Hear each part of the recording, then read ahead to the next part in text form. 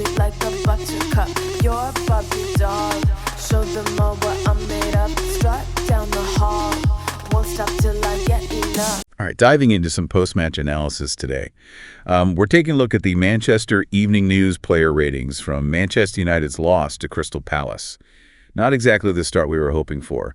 A 2-0 defeat at Old Trafford. Yeah, definitely a bit somber. A home loss always stings a bit, that's for sure. But, even in a loss like this, I think there's always something to learn, some interesting clues maybe if we dig a little deeper into these ratings. Absolutely. It's like detective work in a way, right? Looking for those little details that tell us why things went wrong. Okay, I like that. Detective mode activated. So, first things first, what's the overall picture here? Does it match the scoreline? Well, it's not a pretty picture, that's for sure. The average rating is a 5 out of 10.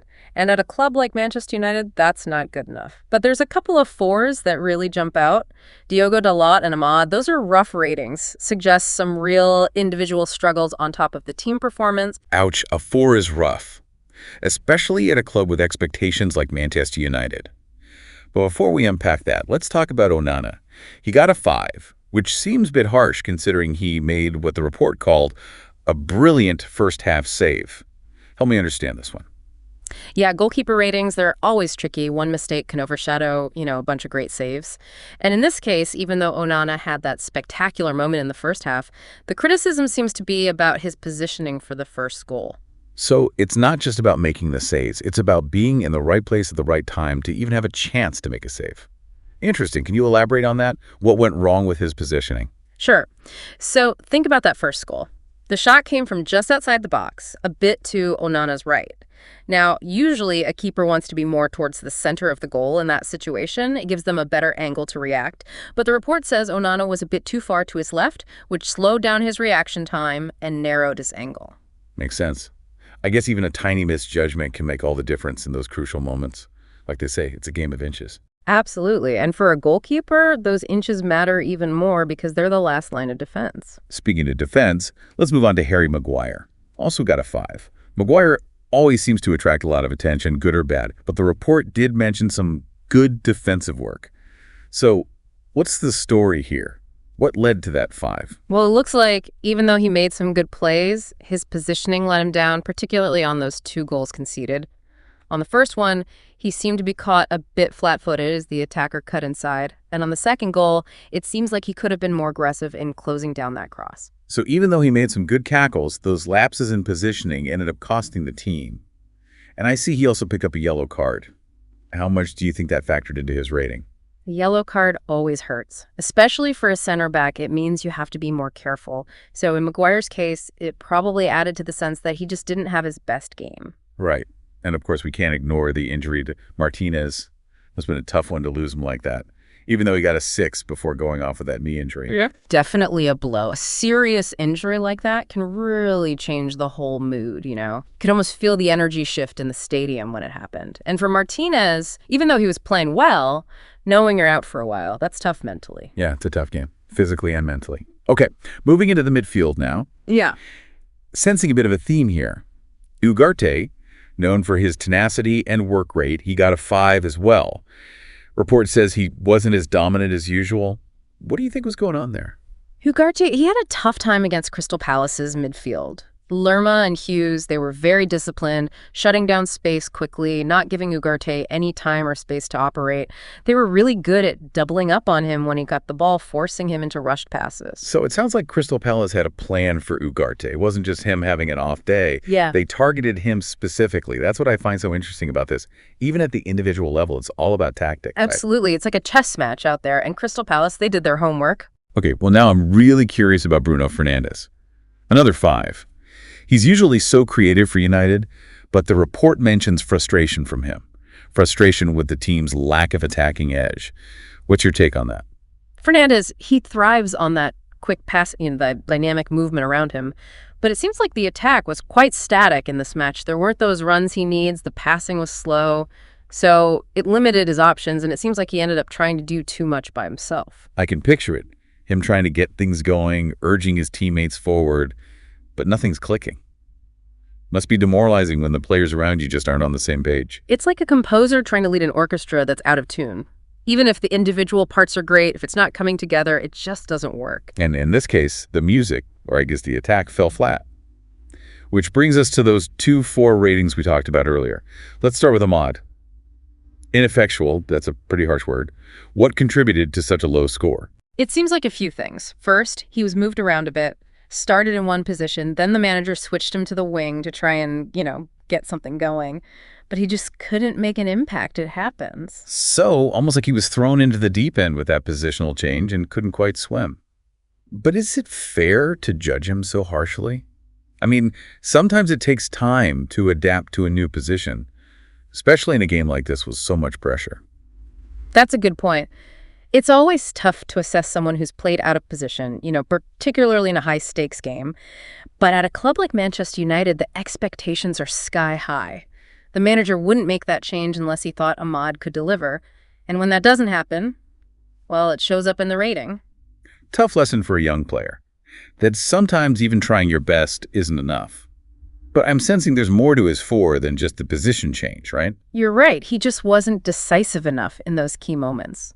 There were a couple of times when he could have taken on his defender or put in a dangerous cross, but he hesitated. And when you're chasing goals, those missed chances stand out. Almost like he was overthinking things, scared to make a mistake. That pressure can be tough, especially for a young player trying to prove himself. Oh, absolutely. That fear of messing up can be worse than not having the talent, It can stop a player from just going for it and making things happen. All right, well, the other player with a 4, Diogo Dalot, he didn't have any mid-game positional changes. So what went wrong for him? Dalot, it was just a series of errors and missed chances. He couldn't handle Crystal Palace's wingers. They got the better of him a few times. And going forward, his crosses just weren't accurate. Sounds like a night to forget. Just couldn't find his rhythm. A reminder that everyone has off days, even the best players. And sometimes those off days happen at the worst possible time. That's football, unfortunately. And in a game where results are everything, those off days can be costly. Before we move on to the substitutes and the manager, I'm curious about Kabi Manu. Starting him as a center forward, which is not his usual position, and then getting a 6. What's the story there? It's definitely interesting. Manu, he's naturally a midfielder, so playing him up front, that was a bold move. And at first, it seems like it might work. He hit the post early on, created a chance for Garnacho. But then as the game went on, he sort of faded away, couldn't keep up that same impact. So the initial energy of playing in a new position wore off, and then the reality of facing Premier League defenders set in. Could be. It's tough to say for sure.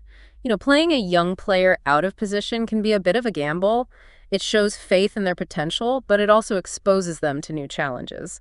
And in this case, the early promise wasn't sustained, which probably contributed to those attacking struggles. Tough call for the manager, finding that balance between developing young talent and getting results. It's like walking a tightrope. Yeah, exactly. And in this case, it seems like the tightrope might have wobbled a bit, but I wouldn't write Manu off. This experience, even though it wasn't perfect, could be really valuable for him down the road. Yeah, it's interesting how these tactical experiments, affect a young player's confidence. I mean, he started brightly, but then seemed to fade. Was it the pressure of the new role or just, I don't know, the normal ups and downs of a game? It's tough to know for sure what's going on in someone's head, but I'd guess it's a bit of both, The excitement of getting a chance in a new spot, then realizing that, well, Premier League defenders are a whole other level. That can be a lot to handle for a young player. Like jumping into the pool and then realizing it's way deeper than you thought. Speaking of being thrown into a tough spot, let's talk about the manager, Ruben Amorim. He also got a 4. Pretty harsh even after a loss. The report didn't hold back, criticizing him for not making changes sooner and the team's lack of attacking threat. What's your take on that? Manager ratings, they're always interesting. It's not just the result, it's about the tactics, the decisions during the game. With Amorim, the criticism seems to be about a couple of things. First, the attack just wasn't working. No clear chances, it felt like the players weren't on the same page. So it's not just about the individuals. It's about how they play together as a unit. And it seems like that was missing here. Right, and when that happens, it often falls on the manager. What was the preparation like? The instructions? Could he have adjusted things better during the game? Which leads to the second point, the substitutions.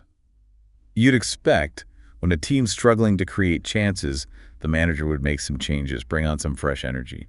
You'd think so. But there could be a few reasons why he waited. Maybe he thought the players on the pitch could still turn it around, or didn't want to mess with the flow of the game too early. or even maybe protecting some of the younger guys from the pressure of a game that was slipping away. That's an interesting point, thinking about the long term, even if it means sacrificing a result in the short term. Always a balance to find. But what do you think? Did those late substitutions cost them the game? It's hard to say, really. Could have made a difference, maybe bring on some fresh legs, especially up front. Might have changed the energy. But maybe not. Crystal Palace were really organized defensively. It's possible nothing would have worked. It's one of those what-if moments fans will be talking about for ages. But speaking of those subs, Hodgland and Xerxes, they both got 5s. Not exactly what you'd hope for from fresh legs, right? What happened there? Subs always have a tough job. Not much time to make an impact. The pressure is already high. Hodgland, he just didn't get many chances. The service wasn't there. Crystal Palace shut him down quickly. So no fault of his own, really, unless he was going to drop back and start running the attack himself. Right. And Xerxes, well, his entrance was memorable. The report mentions him kicking the ball out with his first touch. Not exactly a confidence booster. I remember that. You could feel the pressure, Yeah. coming on and immediately making a mistake like that. It shows you even pros are human. They feel the nerves, too. It happens to the best of them. And for him, in that moment, it probably just added to the pressure. Tough to recover from a start like that. Okay, so let's take a step back and look at the whole picture. What are these ratings telling us about Manchester United? What's the story here? It's not a good story, to be honest. It looks like a team that was out of sync, lacking in confidence, attacking struggles, defensive errors, midfield not functioning. It all adds up to a pretty disappointing performance. Like a puzzle where the pieces just don't fit. There were moments of individual skill, but overall, something was missing. That's a good way to put it. And it reminds us, football's a team sport. You need everyone working together, understanding each other to be successful. And it seems like that just wasn't there on the day. Sometimes that's the hardest thing to find, right? That chemistry, that shared purpose. Yeah. You can't just buy it or coach it. Exactly. For Manchester United, finding that again, that's going to be crucial if they want to get back on track. Okay, so we've focused on the negatives, but is there anything positive to take away from these ratings?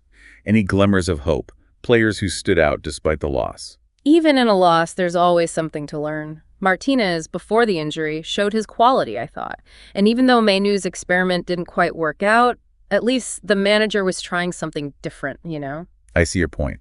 Is that willingness to experiment, to take risks, that's how you improve in the long run, even if it means a few bumps along the way. Absolutely. This loss, it's an opportunity to reflect, to analyze, and for a club like Manchester United, that never stops. Always striving to be better.